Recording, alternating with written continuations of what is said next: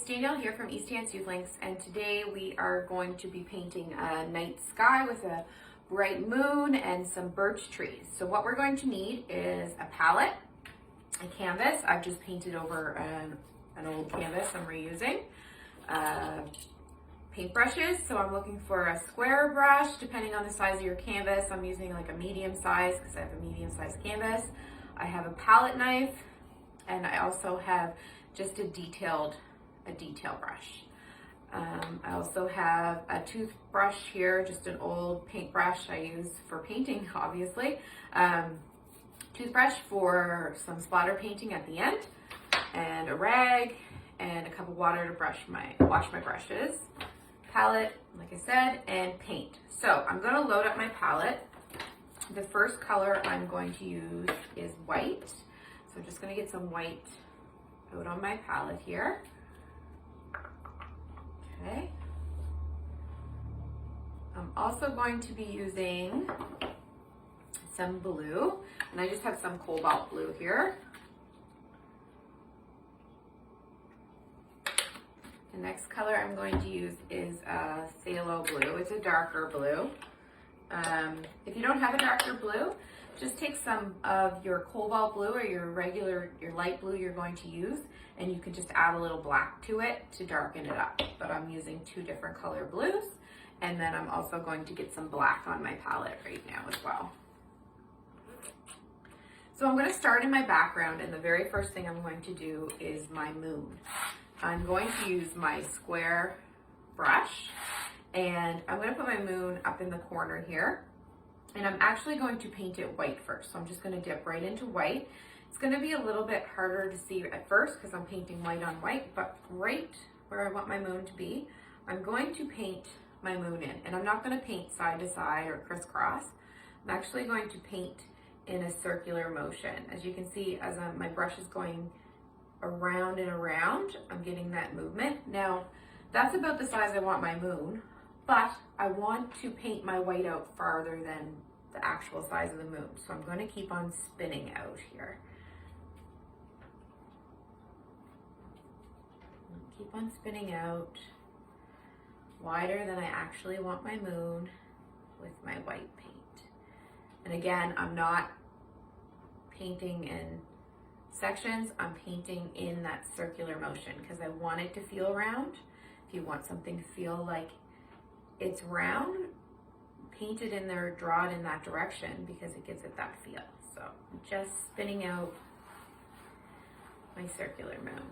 Now, what I'm going to do is I'm going to dip right into my cobalt blue, which is my lighter blue, and I'm going to go around my moon. Now, my moon is going to be smaller than this, but I'm starting on the outside of my white, and you can see here that it's lighter. And I'm going to spin in. I'm just going to grab a little bit more. Now I'm going to spin in this way till I get the shape of the moon I want. And this makes it easier to get your circular shape too. And then I'm going to spin right back out again.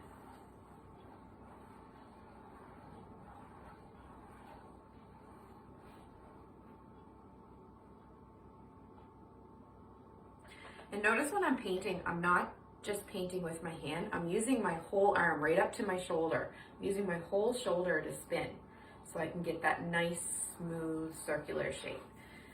If you're really tight and tense with your brush, you're not going to get that smooth rotation. So right from your whole shoulder, be really loose and spin around and around. Okay, you want your whole arm here making this circular motion. That way you get a nice, loose, soft spin. Okay. All right, so I came right in. Now I'm going to get some more cobalt blue, and I'm going to go to the outside. Now it's a little bit darker, and that's what I want. I want it to go transition from dark into light. All right, so I'm in my cobalt blue. Got a little on my moon. No problem. So now I'm doing dark blue on the outside, around and around. You can bring some of those in. I keep on going. Now, I'm starting to knock off onto the side of the page, and that's fine.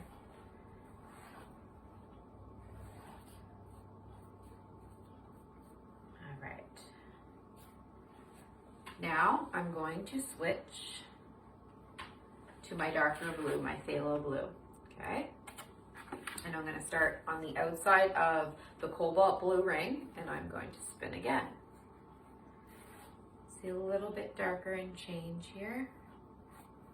Again, if you don't have a lighter blue, just take some of your light blue and a little bit of black.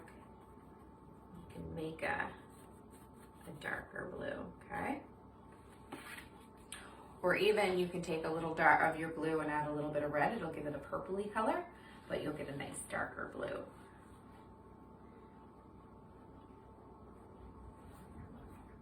Okay. And again, same spinning motion. Now you can see I'm coming off the page, so I have to flick off a little bit. Pulling it into the lighter blue some and then back out. Okay. Now, as I get out to the darker blue, I'm going to start dipping right into my black paint. I'm going to go black on the outside of the ring. I'm going to spin black. You can pull a little black into your blue. Again, that's where we get that darker blue.